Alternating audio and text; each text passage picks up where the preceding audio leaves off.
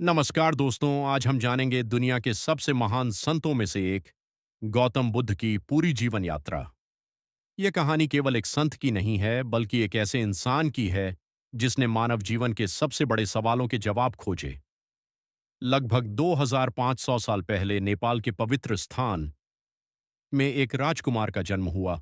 उस राजकुमार का नाम था सिद्धार्थ। उनके पिता वोबियाकन कपिलवस्तु के राजा थे। उनकी माता थीं खू। कहते हैं कि सिद्धार्थ के जन्म के समय पूरे राज्य में खुशी की लहर दौड़ गई थी। लेकिन जन्म के कुछ ही दिनों बाद उनकी माता माया देवी का निधन हो गया। इसके बाद सिद्धार्थ की परवरिश उनकी मौसी महाप्रजापति गौतमी ने की। बचपन से ही सिद्धार्थ का स्वभाव बहुत शांत और दयालु था। उन्हें युद्ध और शक्ति से ज्यादा शांति और करुणा पसंद थी।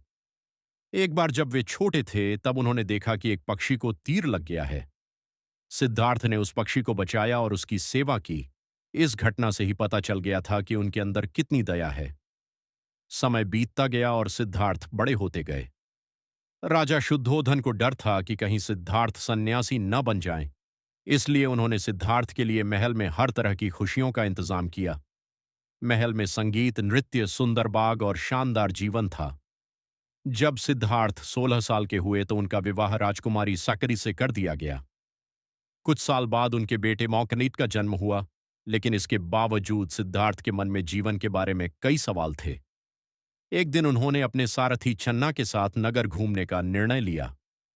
यह यात्रा इतिहास में 4 दृश्य के नाम से प्रसिद्ध है। पहली बार उन्होंने एक बूढ़े व्यक्ति को देखा। उन्होंने पूछा, क्या हर इंसान बूढ़ा होता है?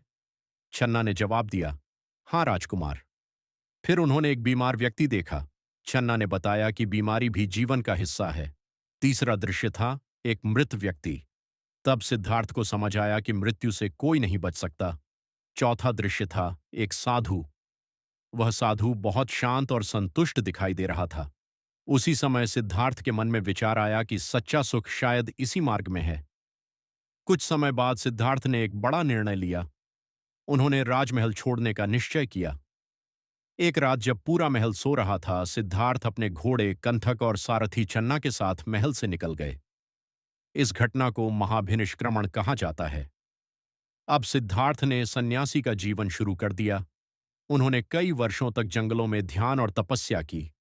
उन्होंने कई महान गुरुओं से शिक्षा ली, लेकिन उन्हें अभी भी वह ज्ञान नहीं मिला जिसकी उन्हें तलाश थी।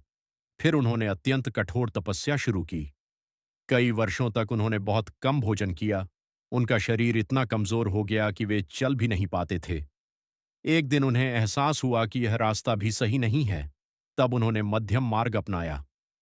कुछ समय बाद वे बिहार के पवित्र स्थान बी माकर पहुंचे।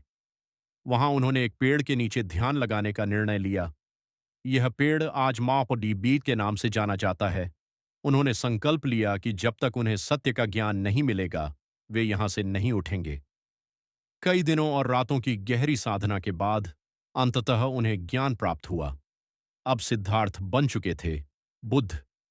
बुद्ध का अर्थ होता है जागा हुआ व्यक्ति। ज्ञान प्राप्त करने के बाद बुद्ध ने अपना पहला उपदेश नी सक में दिया। उन्होंने 4 आर्य सत्य और अष्टांग मार्ग का ज्ञान दिया। धीरे धीरे हजारों लोग उनके अनुयायी बन गए।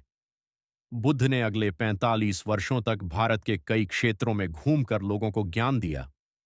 उन्होंने लोगों को सिखाया कि सच्ची खुशी धन और शक्ति में नहीं, बल्कि मन की शांति में होती है। वे कहते थे, घृणा से घृणा खत्म नहीं होती, बल्कि प्रेम से ही घृणा खत्म होती है।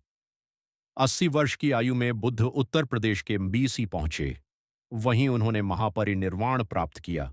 लेकिन उनकी शिक्षा आज भी पूरी दुनिया में लाखों लोगों को शांति का मार्ग दिखा रही है। दोस्तों, गौतम बुद्ध हमें सिखाते हैं कि अगर हम अपने मन को नियंत्रित कर लें तो जीवन में सच्ची खुशी पा सकते हैं। अगर आपको ये वीडियो पसंद आए तो लाइक, शेयर, सब्सक्राइब जरूर करें।